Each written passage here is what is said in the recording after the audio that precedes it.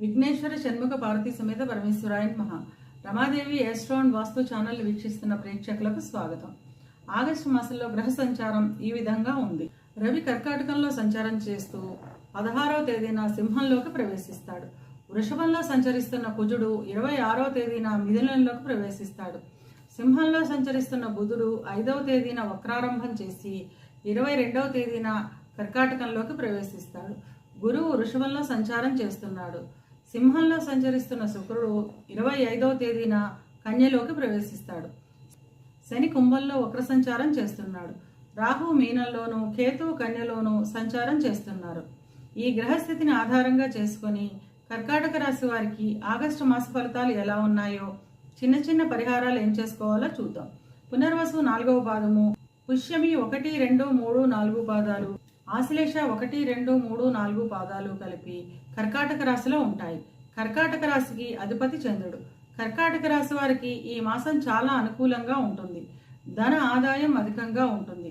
అనుకున్న పనులన్నీ సకాలంలో నెరవేర్చుతారు. ఆకస్మిక ధన లాభం ఉంటుంది. చిన్న చిన్న అనారోగ్య సమస్యలు ఉంటాయి. ఇక విద్యార్థుల విషయానికి వస్తే విద్యార్థులు విద్యపై మంచి తెలివితేటలు, సమయస్ఫూర్తిని ప్రదర్శిస్తారు. తద్వారా అత్యుత్తమ ఫలితాలను సాధిస్తారు. క్యాంపస్ సెలక్షన్స్కి వెళ్లే విద్యార్థులకు ఆశించిన దానికంటే మంచి ఉద్యోగం లభిస్తుంది. ఉద్యోగ ప్రయత్నాలు చేసేవారికి కోరుకున్న ఉద్యోగం లభిస్తుంది. ఉద్యోగం చేస్తున్న వారికి కార్యాలయాల్లో మర్యాద, గౌరవం పెరుగుతుంది. పై అధికారుల మన్ననలను పొందుతారు. రావాల్సిన ఆదాయం సమయానికి చేతికి అందుతుంది. ఇక వ్యాపారస్తుల విషయానికి వస్తే వ్యాపారంలో చిన్న చిన్న ఆర్థిక ఇబ్బందులు ఉంటాయి కనుక ఆర్థిక లావాదేవీల్లో జాగ్రత్త వహించడం మంచిది. భాగస్వామి వ్యాపారంలో భాగస్థుల వల్ల మోసపోయే అవకాశం ఉన్నందున భాగస్థులతో జాగ్రత్త వహించడం మంచిది. వివాహం కాని వారికి మొదటి 2 వారాలు అనుకూలంగా ఉంటుంది. వివాహం అయిన వారు కుటుంబంతో ఆనందంగా, ఆహ్లాదంగా గడుపుతారు. జీవిత భాగస్వామితో కలిసి విహారయాత్రలు చేస్తారు. సంతానానికి ఉద్యోగం రావడం, వివాహం కుదరడం వంటి శుభాలు ఉంటాయి. ఏ పని చేపట్టినా అన్ని పనులను లాభదాయకంగా సకాలంలో పూర్తి చేస్తారు. ఇదివరలో ఏదైనా పెట్టుబడి పెట్టి ఉంటే దానిపై అనుకోని విధంగా అధిక ధన ఆదాయం ఉంటుంది. స్థలాల అమ్మకం వల్ల అధిక లాభాలు ఉంటాయి.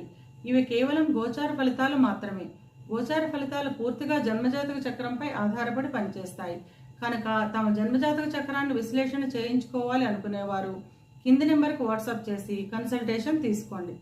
కర్కాటక రాశి వారు అనుకూలతను పెంచుకోవడానికి, ప్రతికూలతను తగ్గించుకోవడానికి వెంకటేశ్వర వజ్రకవచాన్ని రోజు 3 సార్లు పఠించడం ద్వారా అంతా మంచే జరుగుతుంది.